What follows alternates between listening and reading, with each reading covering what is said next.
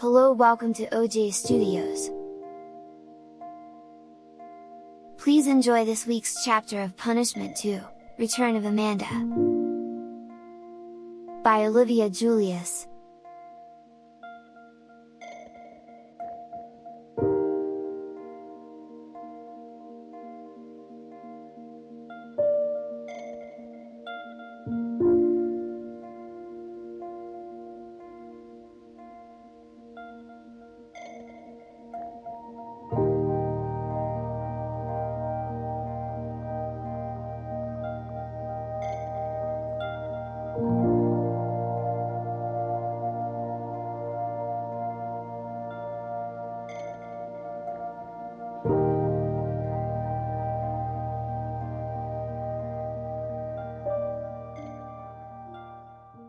I panicked a little when Dad told me that there was going to be a quick pit stop before we went all the way home.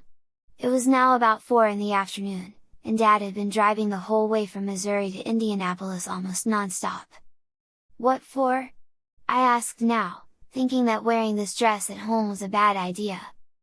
Don't worry, Dad said, looking at me through the rearview mirror. You'll see soon enough. I fidgeted with the hem of my dress, suddenly feeling out of place in this unexpected detour. Dad got off I-70 and then onto I-465 north, going around Indianapolis and the opposite way to home, with the warm glow of the late afternoon sun casting a golden hue over everything. Dad navigated through the streets with ease, eventually parking the car near a small park. What's going on, Dad? I asked again, my curiosity overcoming any frustration I might have felt. We're heading to Gracie's house, Mom said in the passenger seat. Abby was nice enough to wash all of Gracie's clothes for you. Mom held up a bag that was full of Gracie's clothes that were now neatly folded. Do we have to go today? I asked, can't I just give them to her tomorrow? Then to myself I added, when I'm a boy. Nope, Mom said. If we do it now, Gracie won't have to carry them home after school tomorrow. Plus, how are you going to explain why you have a bunch of girl clothes at school for? I do have to admit that Mom did have a good point. We got into Gracie's trailer park and Dad parked the car in front of the trailer that Gracie lives in. We all got out of the car, and I couldn't shake the feeling of discomfort in the dress. This will be the third time she has seen me in a dress, but it still felt kind of weird to be wearing girls' clothes in the Indianapolis area. Dad knocked on the door and Gracie's dad opened the door and told us to come in. We did as we were told, and before I could sit with my mom and dad on the couch, Gracie came out of her room and practically tackled me. You're still wearing a dress, she said as loud, and she could. I blushed, feeling a mix of embarrassment and amusement at Gracie's exclamation. Yeah, surprise, I replied with a sheepish grin, exchanging a glance with my parents. Gracie's dad chuckled from the doorway, clearly entertained by his daughter tackling that cut her hair last year. Gracie released me from her enthusiastic hug and took a step back, eyeing the dress. Okay, spill the beans. Why are you still wearing girls' clothes? She asked. Are you being punished again? I suddenly realized that I forgot to text Gracie updates during the week, so she has no idea what has been going on this whole time. No, I said. I made a bet with Brittany, and then I was forced to be a girl for the whole trip. And my cousin Rebecca gave me this dress. Gracie's eyes widened in surprise, and then she burst into laughter. A bet? Seriously? That's all that got you into a dress? I couldn't help but join in her laughter, the tension from wearing the dress starting to dissipate. Gracie then took me by the hand and pulled me into her room. Come on, she said, you can tell me all this weekend while I put these clothes away. I followed her into her room and sat on her bed as she quickly unpacked the bag. The only thing I heard from you this weekend was that you were going to a ballet class, Gracie said. Then I heard nothing. Yeah, sorry, I guess I got a little busy. Gracie chuckled, shaking her head. Busy, huh? Well, spill the details. What happened during your forced girl vacation? She asked with a mischievous glint in her eyes. I recounted the events of the weekend, from the bet with the unexpected ballet class with Brittany to the bet with Brittany that made me wear girls' clothes for the whole vacation, and about the dress that I wore during the Easter Princess contest. Gracie listened attentively, occasionally bursting into laughter at the more amusing parts of the story.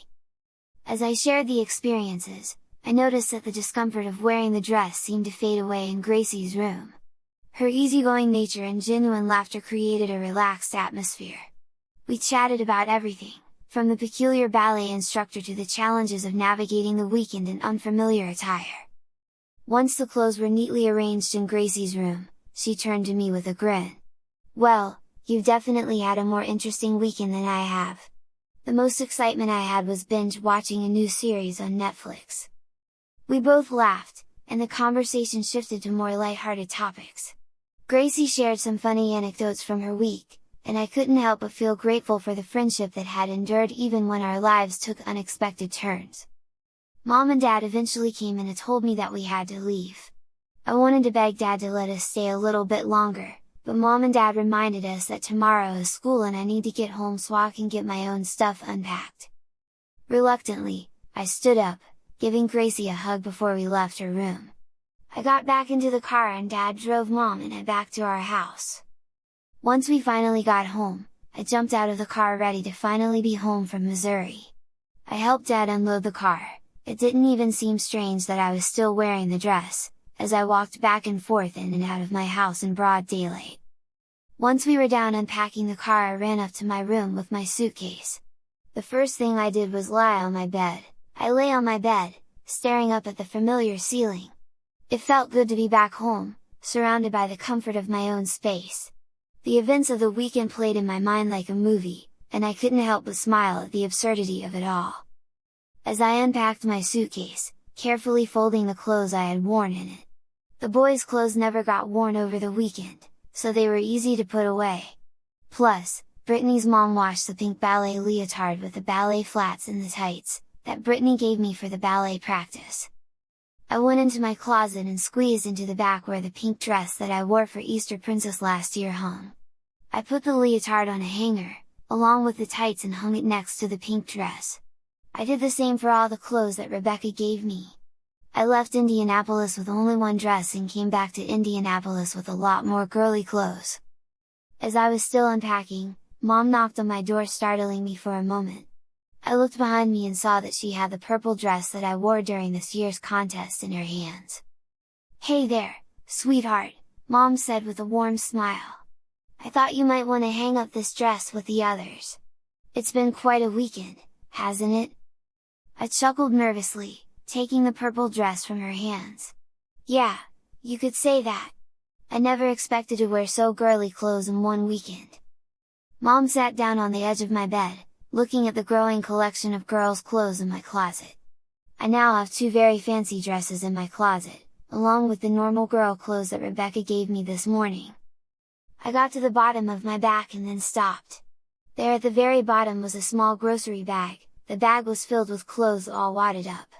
I picked it up and looked at it curiously. I didn't put it in my bag when I was packing it.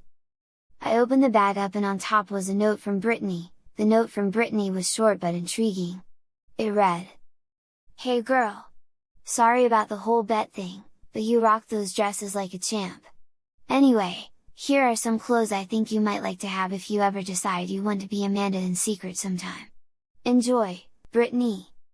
Curious, I dug into the bag and pulled out a few items of clothing. There were a couple of cute tops, a denim skirt, a pair of pink pajamas, and even two dresses. I neatly put the clothes from Brittany in my closet next to the clothes Rebecca gave me and added them to the growing collection in my closet. It was a diverse assortment of girly attire now.